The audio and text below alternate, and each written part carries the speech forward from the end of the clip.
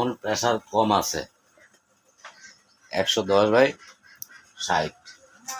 সমস্যাটা কি তা এখন? সমস্যাটা তো শরীরে আগে আচ্ছা, এই যে আগের ওষুধটি খাইছুন, খাওয়ার পরে দেখুন কেমন? আগের ওষুধটা খাইছি তো ভালো ওষুধ নাই মেলা দিন দিকে আবার ভালো লাগতেছে। তো ওষুধটি নাইতে ওই দিন বুঝলেন পরে নিলেন না করে তো না যাওয়া সাপ খাইতে পরে আমি নলে করে খাওয়া এখন কি সমস্যা লাগছে? অনশনটা ভালো লাগতেছে এটা নিতে পারতেছে তাই